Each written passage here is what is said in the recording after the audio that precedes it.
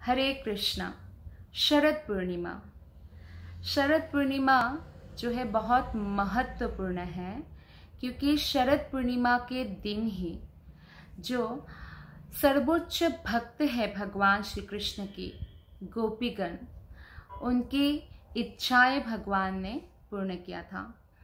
Actually गोपीगण जो है हमेशा भगवान श्री कृष्ण के प्रति माधुर्य भाव रखती है और वो भगवान को पति रूप में पाना चाहती है। तो समस्त गोपिकाएं मिलकर कात्यायनी देवी का व्रत करती है कि मुझे कृष्णा पति रूप में मिले। तो उनकी इच्छा पूर्ति करने हेतु ही कात्यायनी देवी कहते हैं कि आप सबकी इच्छा शरद पूर्णिमा के रात्रि को पूर्ण होगी। तो आप सबको पता है कि जब राम जी, भगवान के जो राम अवतार थे, उसमें जब वो चित्रकूट वन में गए थे वनवास में, तो वहाँ पे जो भी तपस्वी थे वो भगवान के सुंदर रूप के प्रति आकृष्ट हो गए थे। तो वो भी उनके साथ जो माधुर्य रस का आस्वादन करना चाहते थे। तो राम जी ने कहा था कि जब कृष्ण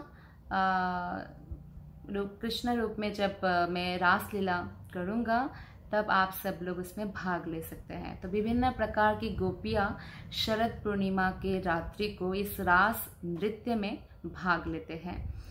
और ये इतना दिव्य है कि इसमें जो है इससे एक्चुअली बढ़कर और इस रस से बढ़कर जो है, माधुर्य रस से बढ़कर और कुछ भी नहीं है। लेकिन ये साधारण जो व्यक्ति सोचते हैं, जो भक्त नहीं है, कि ये भी काम है या ये स्त्री पुरुष का एक संगम है, ऐसा बिल्कुल नहीं है।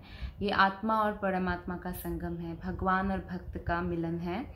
और शास्त्रों में भी भक्तों में सर्वोच्च माना गया है गोपियों को। तो ये समस्त गोपियाँ और भगवान श्री कृष्ण के बीच में जो है शरद पूर्णिमा के दिन ही रास नृत्य होता है। तो भगवान कृष्ण सबके मन की बात को जानते हैं। आप भले ही उनको मुंह खोलकर बोले, जैसे आप मंदिर गए तो भगवान को आपने बोला कि कृष्णा ऐसी ऐसी बात है मेरे मन में, या आप मन में ही सोचें, भगवान जानते हैं हमारी भावनाओं को। अगर हम शुद्ध भावना रखते हैं तो भगवान बहुत प्रसन्न होते हैं। तो इस प्रकार गोपिकाओं के मन की हर एक भावना को कृष्ण जानते थे। तो शरद पूर्णिमा की रात्रि भगवान श्री कृष्ण ने बांसुरी बजाई और भगवान की बांसुरी में हर एक गोपियों के लिए एक संदेश था आने के लिए। तो समस्त गोपियों को ऐसा लग रहा था केवल मुझे ही बुलाया है। तो सब गोपियाँ जो भी कार्य कर रही थी वो रोककर शरद पूर्णिमा के रात्रि वन में आ गई। और जब वो लोग वन में आ गई तो फिर भगवान ने उनको कहा, अरे मैं तो बांसुरी बजा रहा था, पर आप लोग इतने रात्रि घर परिवार को छोड़कर वन में क्या कर रही है? तो गोपिकाएं कहते हैं कि आपने ही हमें बुलाया है अपने बांसुरी बजाकर, और आप ही ऐसे बात बता रहे हैं। तो बोलते नहीं नहीं, आप अपने अपने घर वापस जाइए और अपना जो कर्तव्य है उसका पालन कीजिए। तो गोपिकाएं बहुत निराश हो गई और गोपिकाओं ने कह दिया कि हम नहीं जाएंगे और हम पर कृपा कीजिए आप। तो भगवान श्री कृष्ण तो जानती थी कि गोपिकाएं ऐसे व्रत भी रखी थी। तो भक्त का ये लक्षण होता है, वो जो भी कार्य करते हैं, व्रत, तपस्या, कोई भी कार्य, वो कृष्ण को पाने के लिए करते हैं। तो भगवान ने उनकी इच्छाएं पूर्ण किया और जितने हजारों गोपिकाएं थे उतने ही कृष्ण अपना रूप को विस्तार किया, जिसको प्रकाश स्वरूप कहते हैं। यानी भगवान का जो है जैसा भगवान स्वयं कृष्ण है, ऐसा नहीं है कि कोई माया या जादू है। कृष्ण खुद ही इतना रूप में विभक्त हो गया और सिर्फ भगवान ही कर सकते हैं, कोई मनुष्य नहीं कर सकता ऐसा। और ऐसे हजारों लाखों रूपों में भगवान विभक्त हो गए और दो गोपियों के बीच में खुद को जो है प्रस्तुत किया नृत्य में। जैसे कि द्वारकापुरी में 16,108 महलों में 16,108 कृष्ण रहते थे, सेम कृष्ण, है ना। लेकिन इसका और एक स्वरूप होता है, जैसे विलास स्वरूप है। उसमें भगवान तो वही है, जैसे बलराम भी कृष्ण ही है, लेकिन रंग का भेद है। बलराम गोरे है, कृष्ण सांवले है, श्यामल वर्ण के हैं। और जैसे भगवान ही आगे जाके वैकुंठ में जो विस्तार होता है नारायण स्वरूप में, तो कृष्ण का 2 हाथ है, नारायण का 4 हाथ है। तो ये भी भगवान का ही रूप है, विस्तार है, लेकिन विलास स्वरूप है। तो हम देखते हैं कि फिर भगवान जो है नृत्य करते हैं गोपिकाओं के साथ, और इसमें गोपिकाओं को इतना आनंद प्राप्त होता है कि सारे लोगों के जो स्वामी हैं, मैं कितने भाग्यवान हूँ। समस्त गोपी को लग रहा था कि कृष्ण अकेले मेरे साथ ही नाच रहे हैं। तो ऐसा स्पेशल फील कृष्ण कराते हैं। हर एक भक्त के साथ कृष्ण का एक पर्सनल रिलेशनशिप है, आपके साथ, हमारे साथ, या किसी भी जीवात्माओं के साथ कृष्ण का एक पर्सनल रिलेशनशिप है। तो गोपिकाओं को ऐसा लगा कि कृष्ण सिर्फ मेरे साथ ही नाच रहे हैं, और गोपिकाओं को थोड़ा अभिमान भी हो गया था कि समस्त लोगों के जो ईश्वर है और वो हमारे इशारों पर जो है नाच रहे हैं, और भगवान सबके मन को जानते हैं।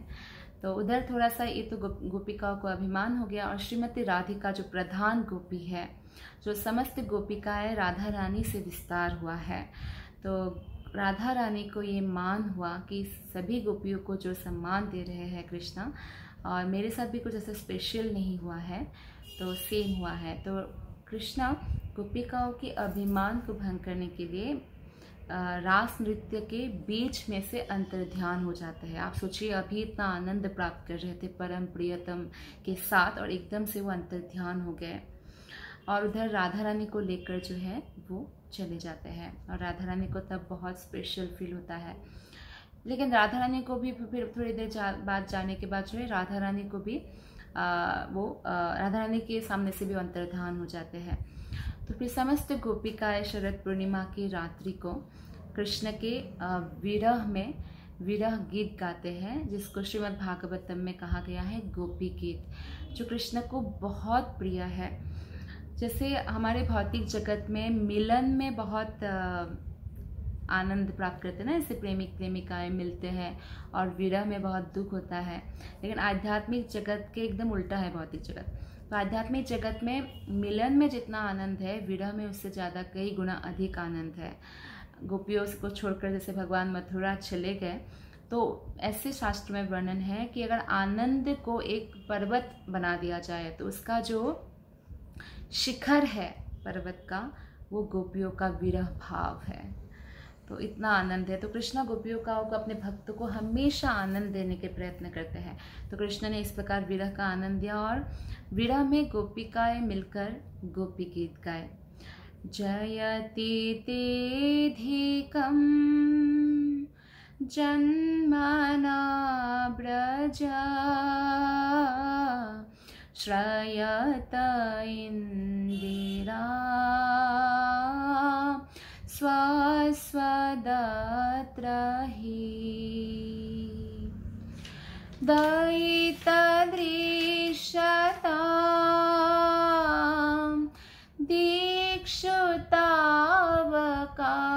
दीक्षुतावकाश त्वयि धृता सवस त्वं विचिन्वते। तो ऐसे लंबा है गोपी गीत। तो उसमें गोपिकाओं का जो विरह में जो प्रेम निकल कर आ रहा था, कृष्ण को ये बहुत आनंद देता है ये गोपी गीत। और शरद पूर्णिमा के दिन ही ये लीला हुआ, और बाद में भगवान कृष्ण सब गोपिकाओं के सामने प्रकट हुए, और उनका जो मनोभीष्ट जो भी वरदान वो चाहते थे उनसे, वो उनको इस प्रकार प्राप्त हुआ। ये है शरद पूर्णिमा की कथा।